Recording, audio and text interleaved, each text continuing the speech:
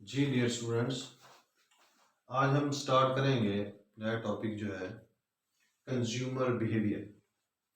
ये हम सब जानते हैं कि जो कंज्यूमर होता है, जो गुड्स एंड सर्विसेज को कंज्यूम करता है, उसको हम कंज्यूमर कहते हैं।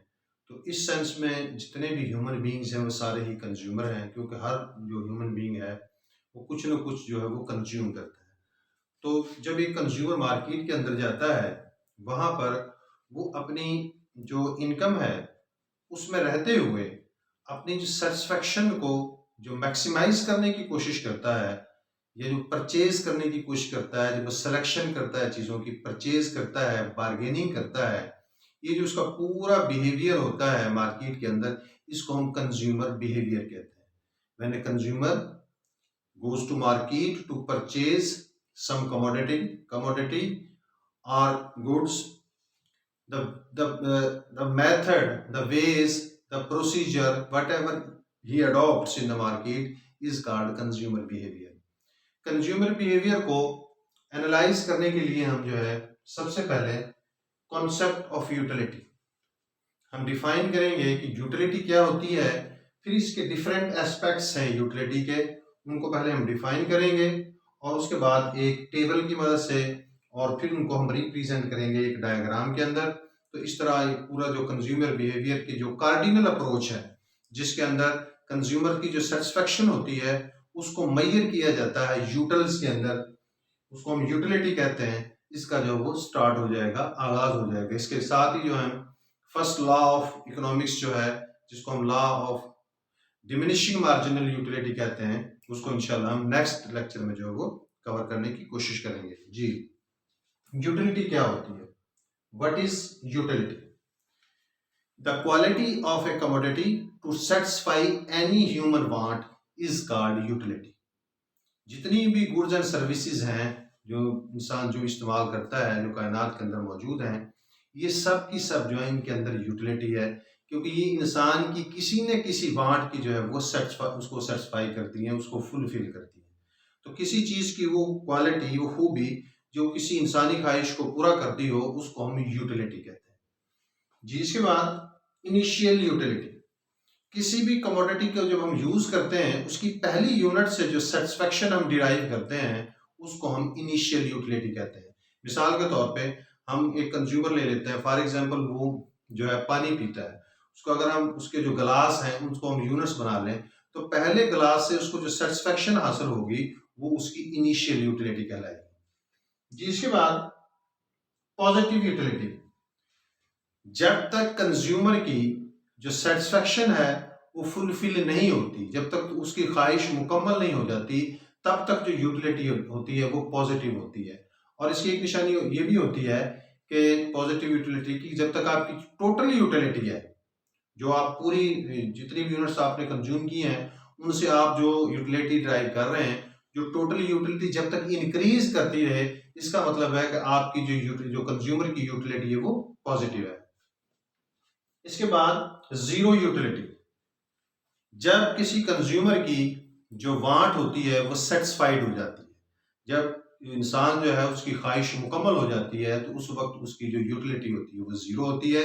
और इसको पॉइंट ऑफ सेटिस्फेक्शन या इस पॉइंट को सैचुरेशन पॉइंट भी कहा जाता है, जहां पर कंज्यूमर की जो ख्वाहिश है वो अपनी तकमील को पहुंच जाती है, वो मुकम्मल हो जाती है। इसके बाद है नेगेटिव यूटिलिटी।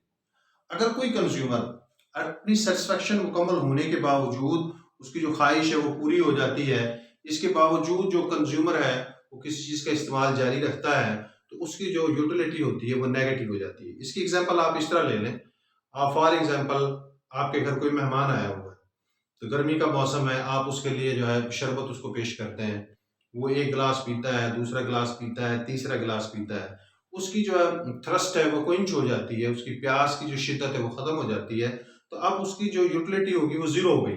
लेकिन आप जो है कि मेजबानी के नाते एक इखलाकी तौर पर आप उसे कहते हैं, नहीं आप बहुत दूर से आए हैं, गर्मी में आए हैं, नहीं जी एक गिलास और पानी पिए। अब आपका जो होस्ट है, सॉरी, जो आपका गेस्ट है, जो आपका मेजबान है, वो आपका दिल रखने के लिए कि कहीं मेरा जो मेजबान है वो नाराज ना हो जाए, वो एक गिलास पानी और पी लेता है, हालांकि उसको अब कोई ख्वाहिश नहीं उसकी पानी पीने की, उसकी जो प्यास है वो मुकम्मल तौर पर बुझ चुकी है, लेकिन वो सिर्फ जस्ट एक आपका दिल रखने के लिए कि जो है नाराज रिश्तेदार है, दोस्त है, नाराज ना हो जाए, वो एक गिलास और पानी पी लेता है, तो वो उसकी जो यूटिलिटी होगी वो नेगेटिव यूटिलिटी होगी।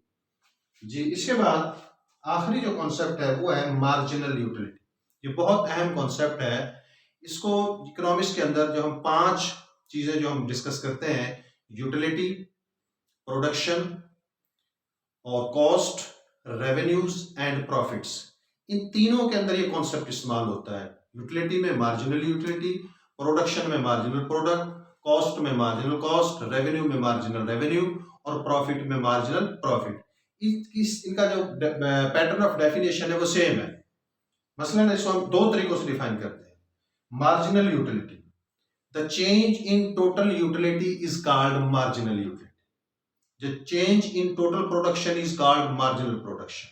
The change in total cost is called marginal cost. The change in total revenue is called marginal revenue. The change in total profit is called marginal profit. एक तो ये तरीका है। दूसरा तरीका ये है, पहले हम यूटिलिटी को देखते हैं कि हर अगली यूनिट के यूज से the utility derived by a consumer by using each additional unit, एक सार्फ किसी चीज की हर अगली इकाई के इस्तेमाल से जो यूटिलिटी डिराइव करता है वो उसकी मार्जिनल यूटिलिटी कहलाती है। इसी तरह एक फर्म अगला फैक्टर ऑफ प्रोडक्शन एम्प्लॉय करके जो प्रोडक्शन हासिल करती है वो उसकी मार्जिनल प्रोडक्शन होती है। इसी तरह एक फर्म की अगला यूनिट जो है फैक्टर ऑफ प्रोडक्शन के अप्लाई करके जो उसको कॉस्ट बर्दाश्त करनी पड़ती है वो उसकी मार्जिनल कॉस्ट होती है। इस तरह एक फर्म को हर अगली यूनिट सेल करके किसी भी चीज की जो रेवेन्यू हासिल होता है वो उसका मार्जिनल रेवेन्यू होता है। इसी तरह जो फर्म है उसको हर अगली यूनिट बेचकर जो प्रॉफिट हासिल होता है वो उसका मार्जिनल प्रॉफिट कहलाता है। तो ये आपने याद रखने हैं, ये जो कॉन्सेप्ट है मार्जिनल का, ये बार बार इकोनॉमिक्स के अंदर इस्तेमाल होता है। इसका ये सिर्फ अल्फाज का जो है वो हेर फेर है, बुनियादी तौर पे बात सेम ही है। चेंज इन टोटल जो होती है वो भी उसी वक्त होती है जब आप नेक्स्ट यूनिट को यूज करते हैं या कोई फर्म नेक्स्ट यूनिट को यूज करती है। जी, ये डिफरेंट एस्पेक्ट्स थे यूटिलिटी के हवाले से। अब हम जो है एक टेबल बनाकर इन्हीं कॉन्सेप्ट्स को जो है वो मजीद जो है एलाबोरेट करने की कोशिश करेंगे। जी, हम अज्यूम करते हैं कि हमारे कंज्यूमर है वो पानी के 6 गिलास इस्तेमाल करता है। ये पहले कॉलम में यूनिट्स ऑफ कमोडिटी, यानी जो हमने वाटर जिसको अज्यूम किया है वो पहले कॉलम में है। दूसरे कॉलम में है टोटल यूटिलिटी और आखिरी जो कॉलम है वो है मार्जिनल यूटिलिटी। हम सपोज करते हैं कि हमारा कंज्यूमर जब पहला गिलास पानी पीता है तो उसमें से उसको जो सेटिस्फेक्शन हासिल होती है वो 20 है पहले यूनिट में से, तो उसकी जो टोटल यूटिलिटी होगी वो भी 20 होगी। अब वो दूसरा गिलास पानी का पीता है, तो याद रखें कि ये जब आप कंज्यूमर कोई चीज इस्तेमाल करता है तो जो पहली चीज होती है उसके अंदर उसका जो है वो मैक्सिमम यूटिलिटी होती है।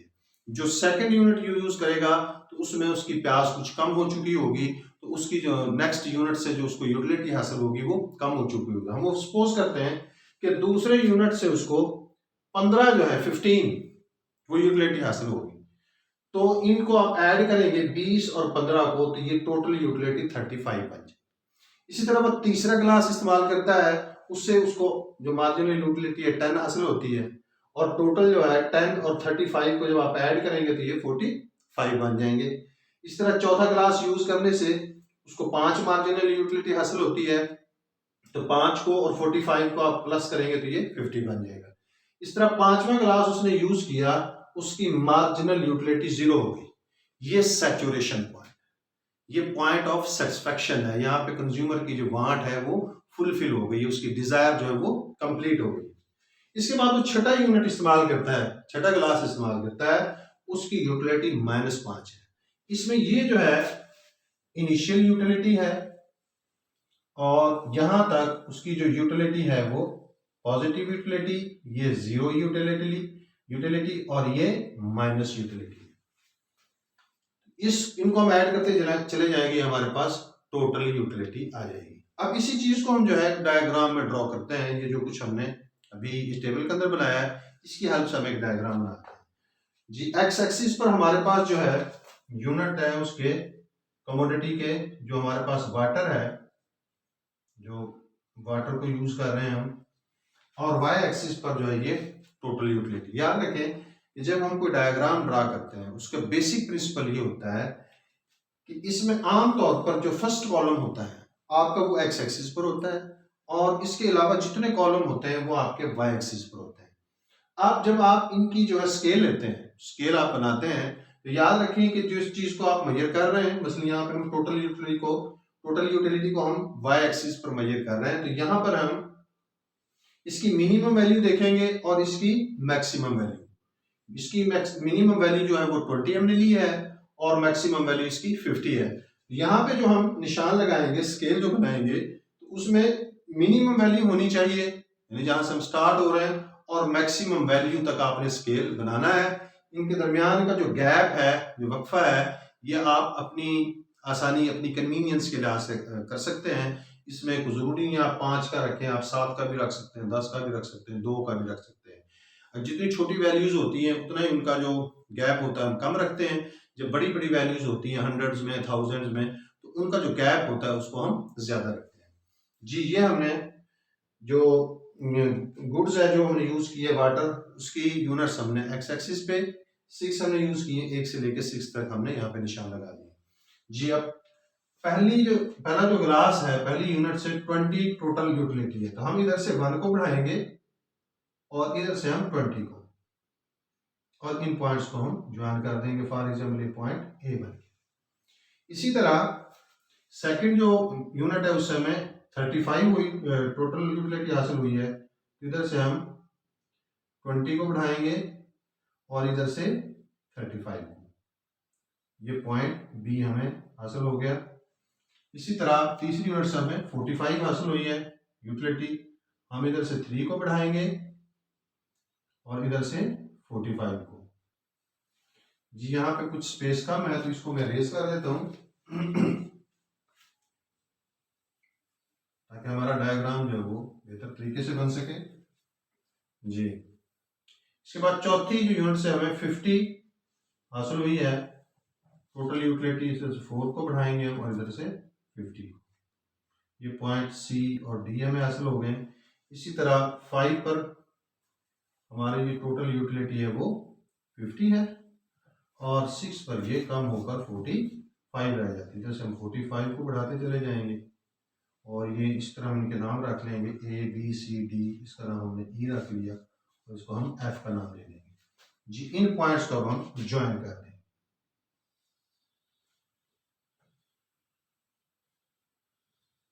ये हमारे पास टोटल यूटिलिटी कर्व हासिल हुई। ये जो कुछ हमने टेबल में बनाया है, याद रखिए कि ये जो कर्व है टोटल यूटिलिटी कर्व, देखें पहले इसका स्लोप जो है वो इंक्रीज हो रहा है, और लेकिन इसके बाद जब टोटल यूटिलिटी कम हो रही है तो इसका स्लोप जो है वो गिर रहा है, वो डिक्लाइनिंग कर्व जो ये बन गई है। तो आज के लिए जो है इतना ही, हमारा लेक्चर जो है इसका यहीं पर इख्तिताम होगा। नेक्स्ट लेक्चर में हम इंशाल्लाह देखेंगे law of diminishing marginal utility. आज के लिए इतना ही, अल्लाह।